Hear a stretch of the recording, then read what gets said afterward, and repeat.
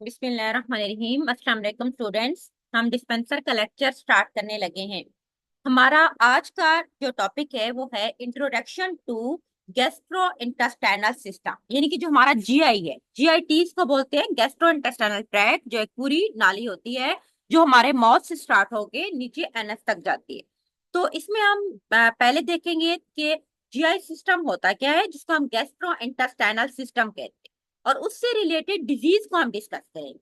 तो जो हमारा गैस्ट्रोइंटेस्टाइनल सिस्टम, जिसको हम डाइजेस्टिव सिस्टम भी कहते हैं, ठीक है, तो हमारा गैस्ट्रोइंटेस्टाइनल सिस्टम का नाम है डाइजेस्टिव सिस्टम।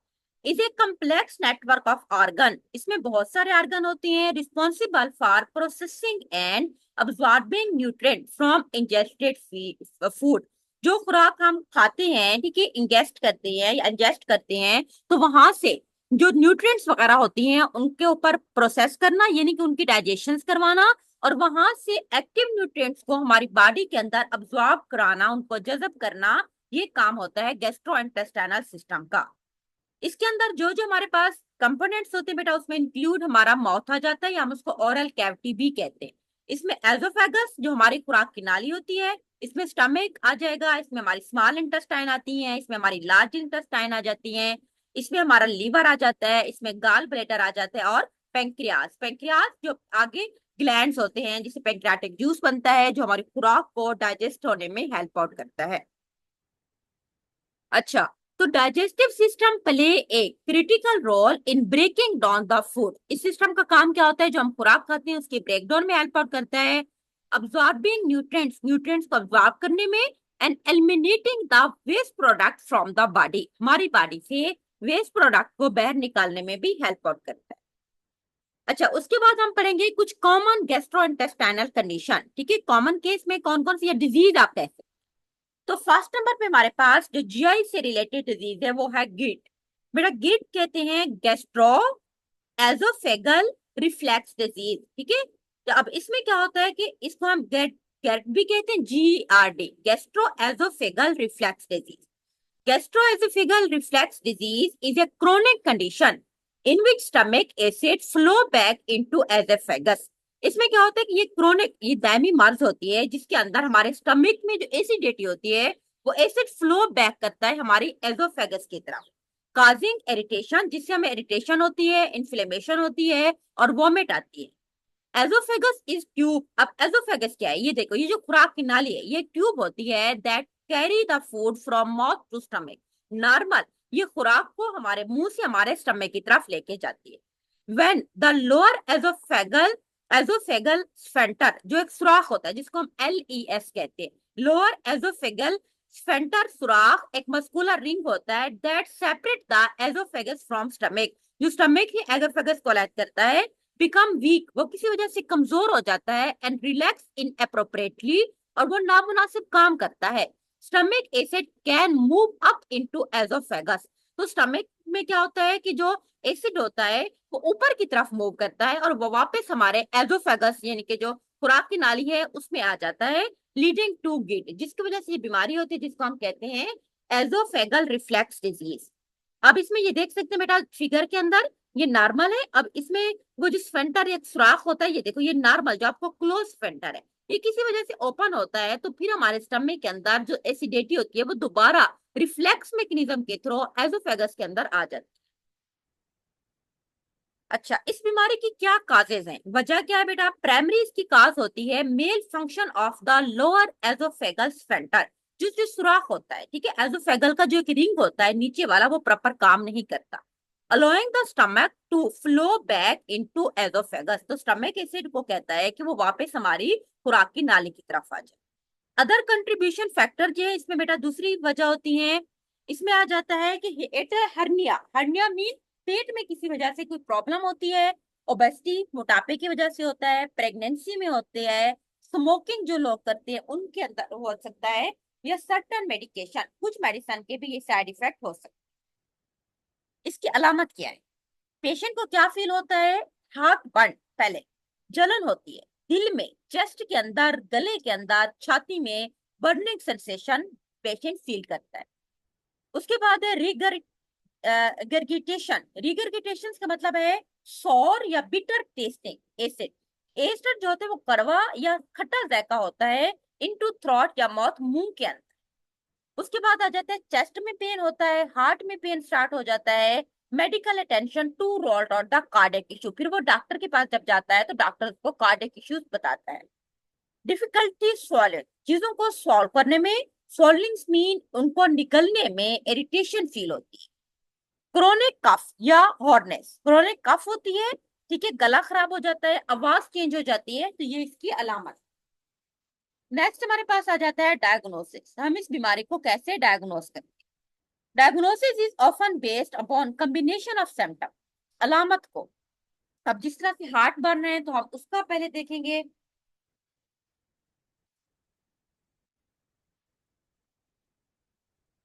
अगर चेस्ट में पेन है तो हम उसको देखेंगे, ठीक है।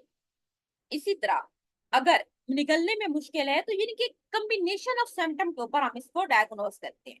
मेडिकल हिस्ट्री लेते हैं पेशेंट की, रिस्पॉन्स टू ट्रीटमेंट, ट्रीटमेंट का क्या रिस्पॉन्स आ रहा है, हम ये चीजें देखें। In some cases diagnostic test such as upper endoscopy की जाती है। एसोफेगल पीएच मॉनिटरिंग, एसोफेगस के अंदर यानी कि जो फ्लूइड है उसकी पीएच क्या है, अगर ज्यादा एसिडिक पीएच होगी तो इसका मतलब है कि प्रॉब्लम है। नेक्स्ट हमारे पास आ जाते हैं इमेजिंग स्टडी, उसके एमआरआई करवाई जाती है to assess the society of gate and rule out the complication, ताकि हम उसको ट्रीट कर सकें। अच्छा, ट्रीटमेंट इसकी क्या हो जाती है, लाइफस्टाइल मॉडिफिकेशन की जरूरत होती है अर्ली ट्रीटमेंट के अंदर। लेकिन इसके साथ साथ हमने क्या करना है, डाइटरी चेंजिंग, अपने डाइट को फूड करना है। ट्रिगर फूड, इस तरह की जिस तरह स्पाइसी या ज्यादा एसिडिटी वाली फूड होती है उससे हमने अवॉइड करना है। कैफीन से हमने बचना है, ठीक है, ये चीजें नहीं पीनी क्योंकि ये आगे जाके एसिडिटी काज करती है। चॉकलेट वगैरह इस तरह की चीजों से बचना है। वेट मैनेजमेंट, अगर तो वेट ज्यादा है, हमने ऊपर पढ़ा था कि ओबेसिटी भी इसकी एक रीजन है, तो हमने वेट को लॉस करना है। ओवर वेट अगर है, elevating the head of bed during sleep, सोते हुए अपने सर को ऊंचा रखना है, तकिया रख के सोना है। Avoiding the large meal before bed time, सोने से पहले आपने कोई हैवी खाना नहीं खाना। क्विट स्मोकिंग, स्मोकिंग से आपने क्विट करना है। मेडिकेशन आपने कौन सी लेनी है, मेडिकेशन में भी prescribe to reduce the stomach acid production, या उसको न्यूट्रलाइज करने के लिए। अब हमने हमारे लिए जो फर्स्ट लाइन ट्रीटमेंट होती है ना वो होते हैं प्रोटॉन पंप इनहिबिटर। ये ड्रग की क्लास है बेटा, इसमें जिस तरह ओमेप्राजोल इसकी एग्जांपल है। अब इसमें क्या होता है कि एक पंप होता है, एक चैनल आप कह सकते हैं, उसकी थ्रो H प्लस जो आयंस होते हैं वो अंदर जाते हैं, फिर क्लोराइड उसके साथ मिलता है तो हाइड्रोक्लोरिक एसिड बना देता है। तो हम इस पंप को बेसिकली इनहिबिट करते हैं, ब्लॉक कर देते हैं, तो उसको हम प्रोटोन पंप इनहिबिटर्स कहते हैं। और ड्रग हमारे पास है ओमेप्राजोल। इसी तरह H2 ब्लॉकर, हिस्टामीन, जो आगे इन्फ्लेमेशन काज करते हैं, इससे एलर्जी होती है और एंटासिड देते हैं। Prokinetic agent can be prescribe to improve the oesophageal motility, अगर हमें कुछ लगता है कि हमारे अंदर कुछ है, स्फंक्टर बंद हो गया है या वो काम नहीं कर रहा, हमारे एजोफेगस में कोई प्रॉब्लम है, तो उसकी मोशंस को, उसकी मोटिलिटी को ज्यादा करने के लिए हम कुछ प्रोकाइनेटिक एजेंट्स भी प्रेस्क्राइब कर सकते हैं। सेकेंड डिजीज हमारे पास है पेप्टिक अल्सर, या हम उसको डोडेनियल अल्सर भी कहते हैं, जो हमारे स्टमक का और स्मॉल इंटेस्टाइन का अल्सर होता है, उसमें जख्म हो जाते हैं तो हम उसको नाम देते हैं पेप्टिक अल्सर।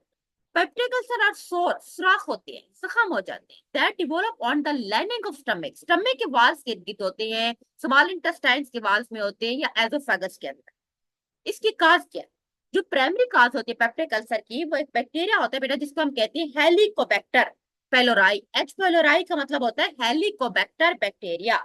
अदर फैक्टर उसमें होते हैं long term use of non steroidal anti inflammatory drug, जो पेन किलर, खासतौर पर एस्पिरिन, आइब्रोफिन या पैरास्टामोल, इस तरह के ड्रग को अगर ज्यादा लंबा अरसे तक लोग डेली रूटीन में यूज करते हैं तो उसकी वजह से है। एक्सेसिव स्टमक एसिड प्रोडक्शन, अगर स्टमक के अंदर एसिड ज्यादा बन रहा है तो उसकी वजह से भी ये बीमारी स्प्रेड होती है। इसकी अलामत क्या है, कॉमन जो अलामत है इस बीमारी की बेटा वो है कि बर्निंग स्टमक पेन, स्टमक में जलन होती है, पेन होता है, हार्ट बर्न, दिल में जलन होती है, ब्लोटिंग, गैस होती है पेट के अंदर, नोसिया एंड वॉमिट, बिल्चिंग, ठीक है, बिल्चिंग का मतलब ऐसे मरोड़ पड़ते हैं पेट के अंदर, ऐसे लगता है बंदे को कि वो मतलब कुछ भी खाएगा तो उसको फौरी तौर पर उसकी तबीयत खराब हो जाएगी। डार्क या ब्लडी स्टूल, जब वॉशरूम में जाते हैं तो ब्लीडिंग होती है। डायग्नोसिस, डायग्नोसिस में involve a combination of medical history patient की लेनी चाहिए, फिजिकल एग्जामिनेशन उसका करना चाहिए, डायग्नोस्टिक टेस्ट करने चाहिए। टेस्ट में कौन से टेस्ट है बेटा? एंडोस्कोपी, ठीक है, ताकि डॉक्टर अंदर विजुलाइज कर सके, देख सके कि अंदर अल्सर है और कौन से टिश्यू के ऊपर वो स्प्रेड हो चुका है, ताकि उसका सैंपल है और उसके ऊपर फर्दर टेस्ट कर सके। Test for the H pylori helicobacter, ठीक है, एक बैक्टीरिया होता है, उसके इन्फेक्शन की वजह से होता है। ब्रीथ टेस्ट किया जाता है या ब्लड टेस्ट में भी कंडक्ट। ट्रीटमेंट क्या है कि ट्रीटमेंट का एम जो होता है टू रिलीव द सिम्टम, अलामत से बचाना है, promote the healing of ulcer, ulcer से बचाना है, and prevent the recurrence. Approach में इंक्लूड, इसमें क्या है बेटा, जो मेडिसिन देंगे antibiotic to eliminate the H pylori infection. अगर इन्फेक्शन बैक्टीरिया की वजह से है, जो हमारे पास एच पाइलोराई हेलिकोबैक्टर बैक्टीरिया है, उसके लिए हमने एंटीबायोटिक देनी।